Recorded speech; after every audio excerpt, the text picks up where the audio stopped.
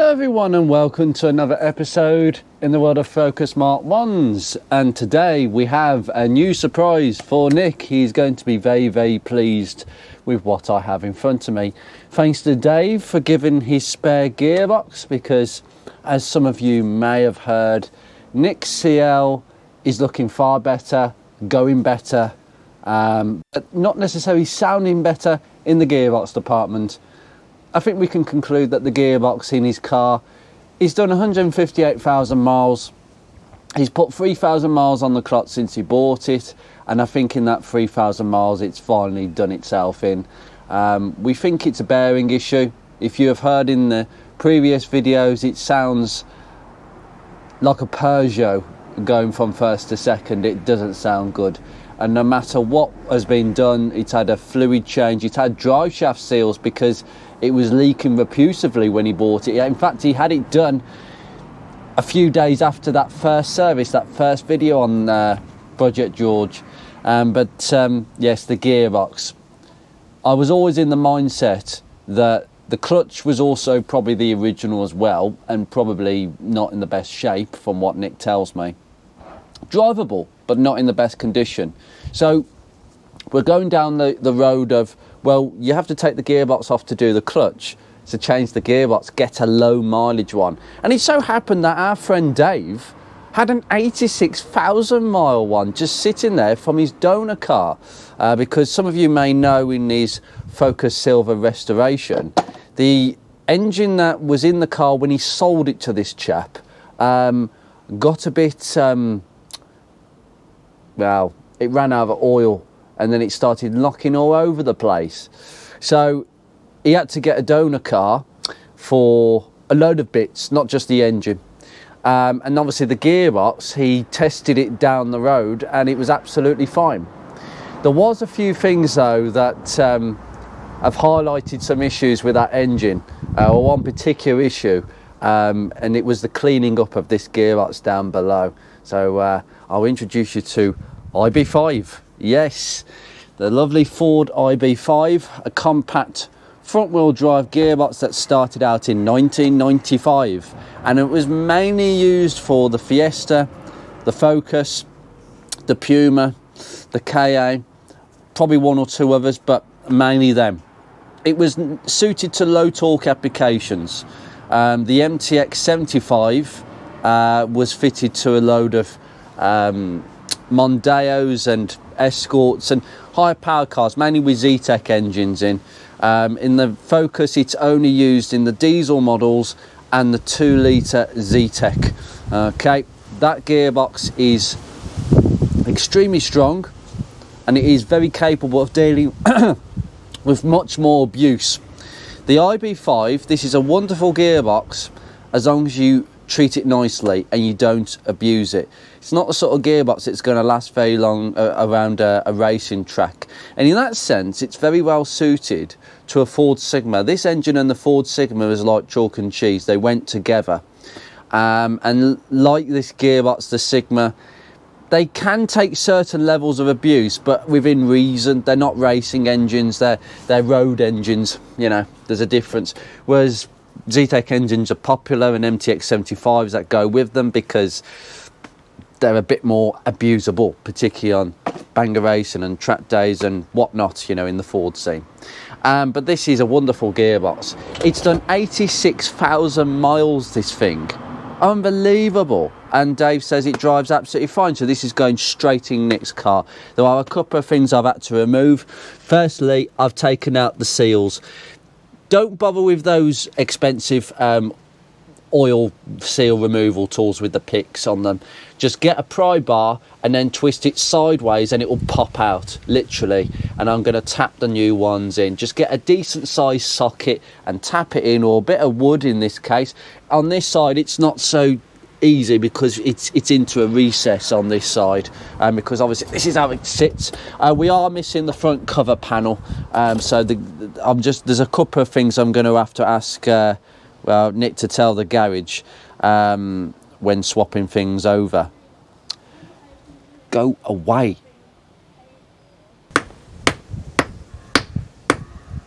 There we go, gotcha. Wasp. I dealt with that very nicely. So this is the parts number XS4R7002FC. Now, this gearbox is exactly the same for the 1.4, 1.6 Focus. I believe it will also go on 1.25 Fiestas as well. It's all exactly the same gearbox, and 1.7 Pumas. I don't believe the ratio has changed. Possibly for the 1.7 Puma, I do not know.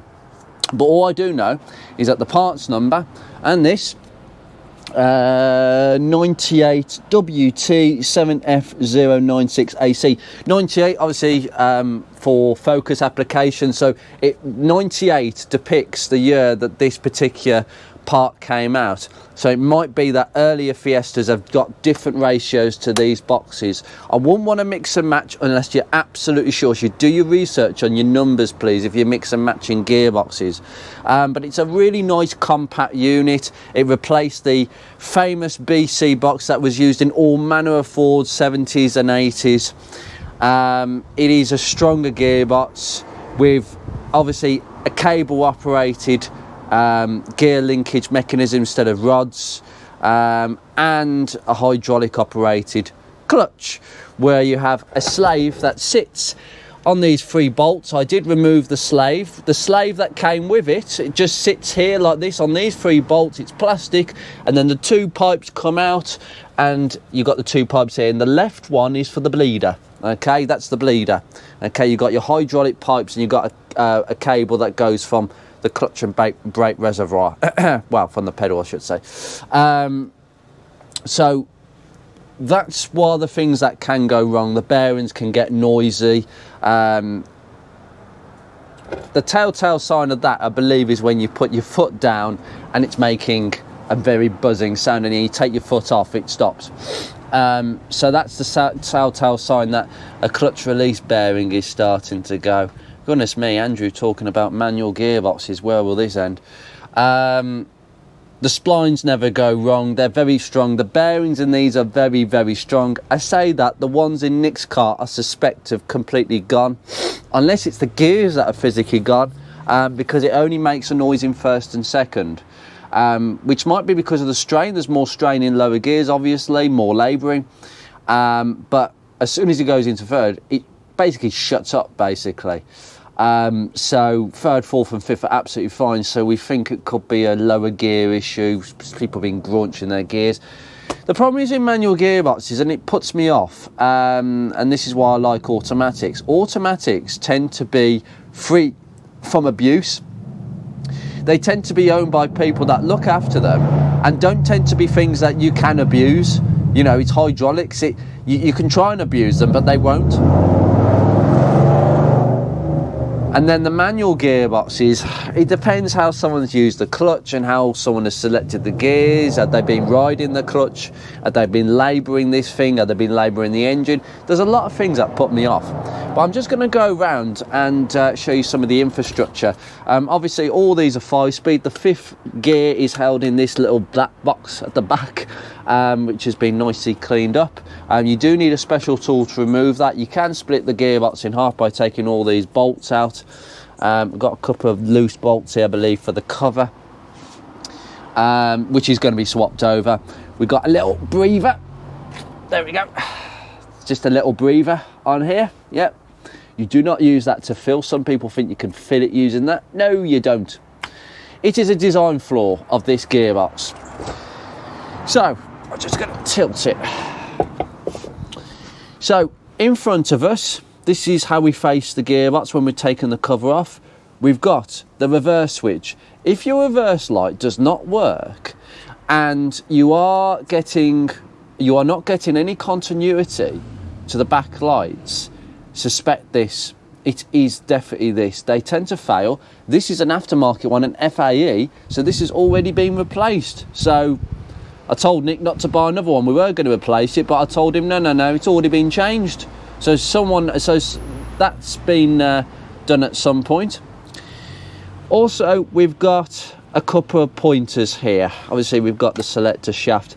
Now, sometimes you can get a bit of oil leakage around here. Now, I've got a feeling that this selector bush is actually, the seal is actually leaking. It's quite a common fault. If they leak, you'll see lots of oil everywhere. There's one behind here as well, and that would mean removing this whole rod assembly, which isn't too much of a faffy job, but just keep an eye on that. Now this gearbox, I have been cleaning this all over the shop, as you can see. In fact, there was a terrible leak on the back side of it, but it has been brush free and it is all ready to go on. So if there's any leaks, we'll know about it straight away, and we'll deal with that accordingly. But most of them have got leaks from here and here, and the owners don't know because they're covered in oil. That's the usual thing, especially if the diff seals are starting to go at the back and it swims around. It's a mess. It's a total mess. But we can select all the gears. So there's two, right, obviously you've got two cables. One cable goes here and one cable goes here. Nick is replacing the cables because I told him to. Just don't rely on them. What's the point? Decent low mileage gearbox, put some new cables on. It's as simple as that. New clutch, new cables, new slave cylinder. Do it properly, and then he's going to be amazed at how it drives. It really is. And now it's down to him to look after it. But so I just push it up. Get 1, 2, 3. Okay. Yeah.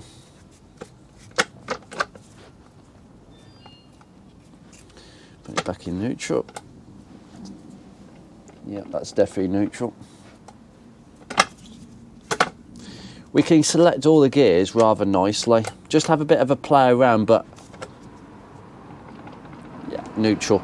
That's perfect. Just have a little bit of a play around there. Now, there's something that we are going to do today, and that is replacing the speed sensor.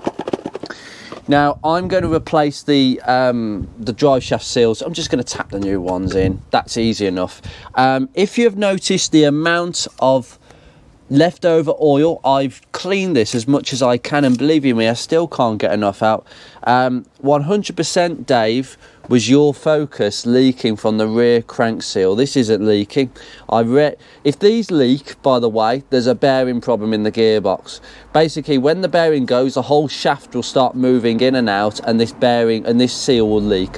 It's not the seal, it's the gearbox. It's the same on CVTs on my Fiesta and Rover. If it leaks from there, get rid of the gearbox.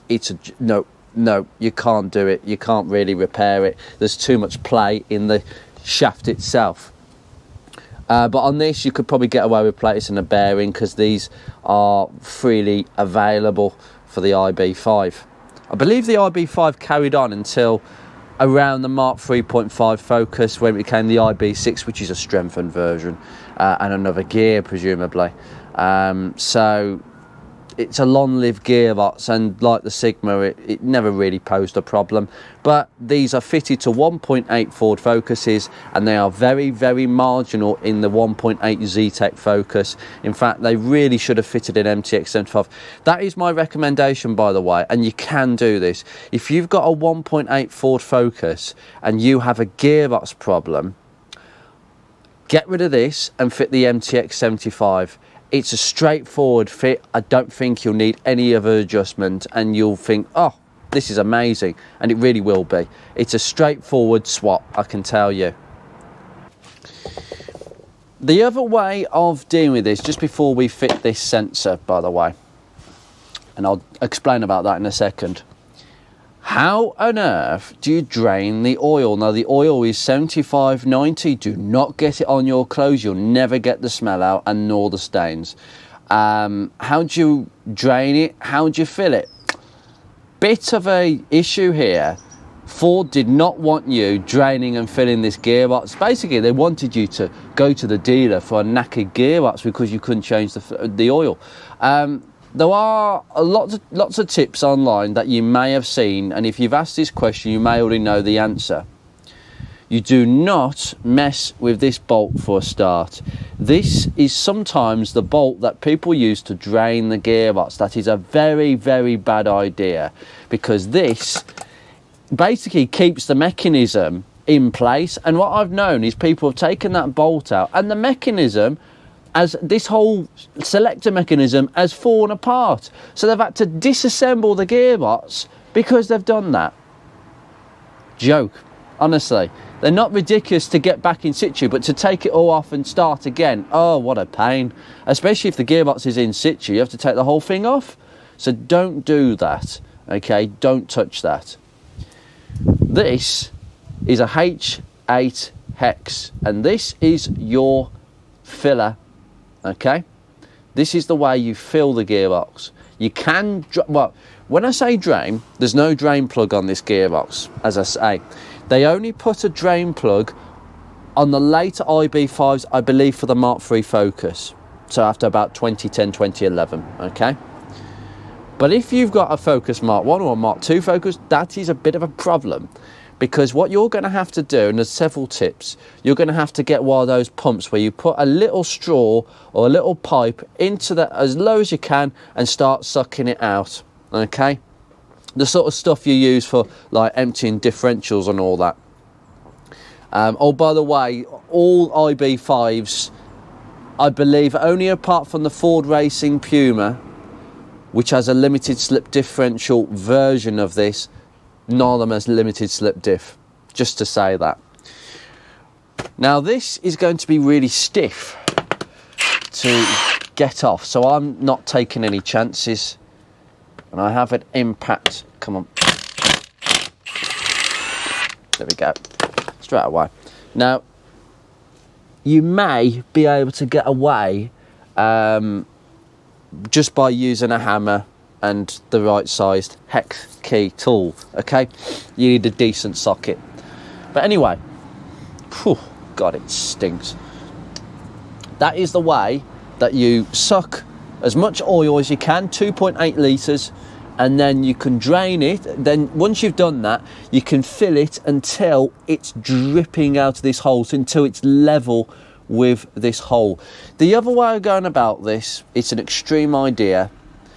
Take the drive shafts out. Now, you have to really take the drive shafts out to do a clutch change, okay? Because you have to remove the gearbox or drop it down. So that will be the ideal time during a clutch exercise to fill this up. Now the garage are definitely going to fill up using this way, but take the drive shafts out and just drain the gearbox through the back seals, and you can do that very easy enough. So I'll just wind this back in, and that really resolves that. Oh, don't over tighten it. There we go, done. Okay, now at least I've explained that so you know what to do. Now, speed sensor, common fault with a Mark 1. When you are driving down the road, your speedo goes to 0. You're doing 30 miles an hour and your speedo goes to 0. And the car cuts out. Why? Because your speedo sensor, Lucas, that's the parts number, decent brand.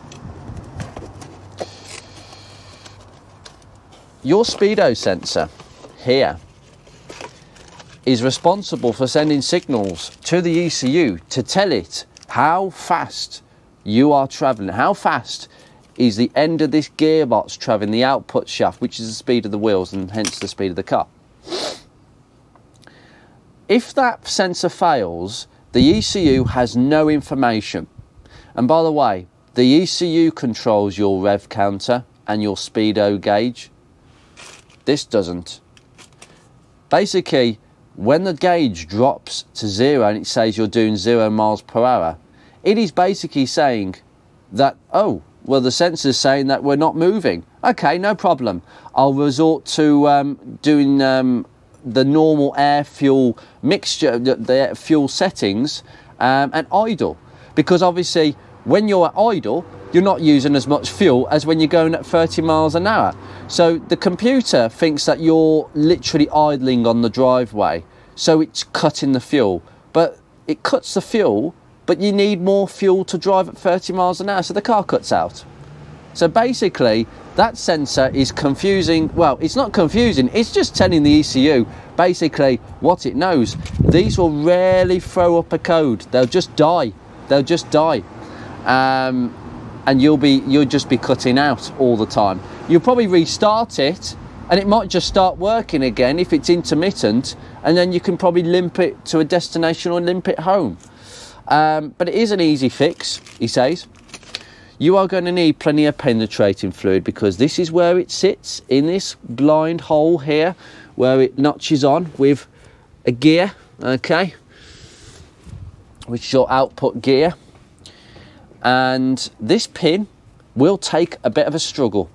Plenty of WD-40, plenty of locking pliers, and these. Now remember, in the car, you're going to be like this. It's going to be like this. You're going to be bending over to get to this. So this is how you're going to view it. So just get some pliers, some lubricating, penetration plus gas, WD, whatever you want, and just keep on trying to pull this out, okay? Because the way this sensor sits, I'll just open this packet. There we go.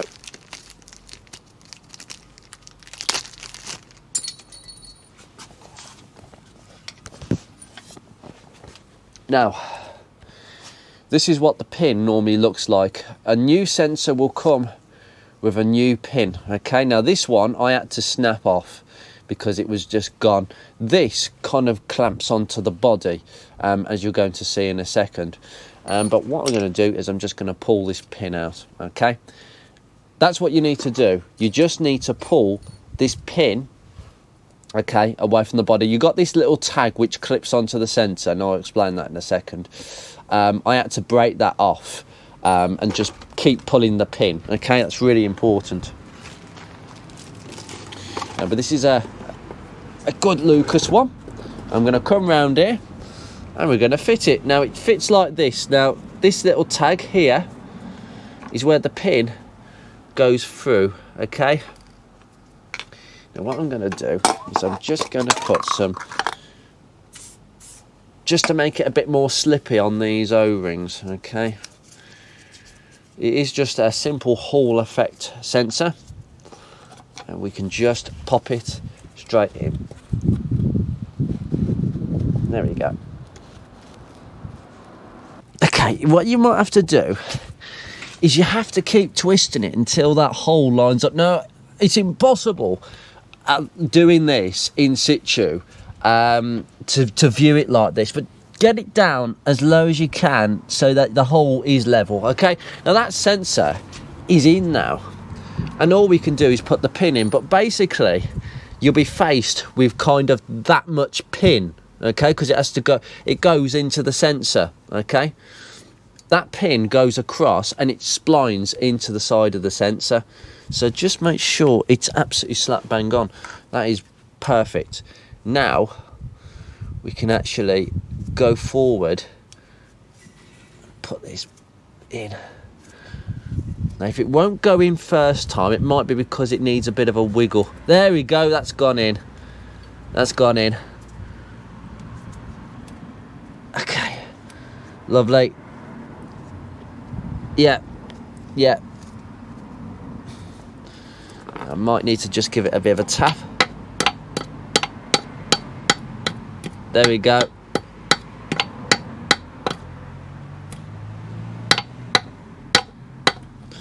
Yeah, that's gone in. And the tag is just sitting on there. It's just to make sure that it sits firmly. I tell you what, the speed sensors on the automatic models are held in with literally an 8mm bolt. It's like a crank position sensor. It's just an 8mm bolt. Take the bolt out, twist it out, pull it out. Honestly, this is such a design flaw, it's untrue. But there you go, okay?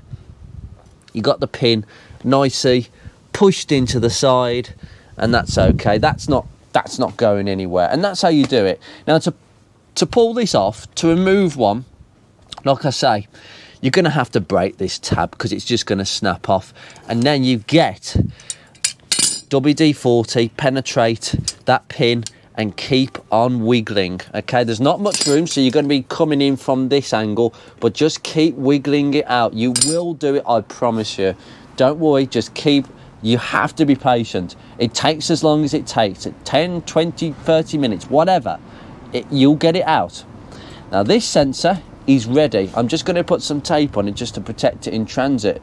But this gearbox is ready apart from new seals that need to be applied, and I'm going to put a clutch slave on the end here. You just tighten these 3 bolts up when you've just slotted it on. It's really easy. Piece of PISS. And that is really all you need to know about the Ford IB5 and a Mark 1 gearbox. They are pretty strong, but don't abuse them. Look after them, and they will look after you. A good oil change every so often. Keep an eye on those selector seals just for leakages. Make sure that possibly change your speedo sensor if you think it's the original. I would definitely change them before their time, because you just don't want your car cutting out on you like that. It's not very nice, and it may leave you completely stranded. So why not just have a go? It is a bit of a pain, that pin, but you will get it out. You just need to be very, very patient, okay? And that's all there is to it. You need to remove the pin, okay? Without removing the pin, you can't get the sensor out. It's impossible. It goes across the sensor. And clutch release bearing. Yeah, if you put your foot down and it makes a bit of a noise, yeah, that's probably the bearing. It's a common fault. And to drain and refill, like I said, there's a couple of different options, but just make sure that you can get that H8 filler plug off. If you can't, leave it. Get a garage to look at it. They'll have an impact tool like that will just whiz it straight off. But apart from that, there really isn't much to go wrong with these gearboxes. Look after them and they'll look after you, just like a Sigma. Anyway, take care, guys, and the next time you see this gearbox, well, it will be on the car. I'm not conducting a clutch change or gearbox change. I know you'd like me to, but I just don't have the time with all of my cars. So Nick is paying a local garage to sort that out for him. Plus, I think those pinch bolts for the ball joints, they're going to be a pain to come out. Everything in the suspension department on George is absolutely seized. And that's where unfortunately, my work with that car is practically at an end, because I need Nick to arrive in the morning and for him to safely leave my house at 6-7 o'clock so he can get back home, because I don't have the facility to store a car here and have it here for a week. Not when I've got my own cars. So Nick is getting that sorted at his garage. He's going to have a few things done. He's going to have the rear arms and springs changed, crucially, because it's just a safety item. And the rest of the suspension, I'll have a crack at myself. I'll have a go. And see where we get and how many bolts want to come out of this car, and then we'll go from there. But yeah, George is going to be driving amazingly once this is on.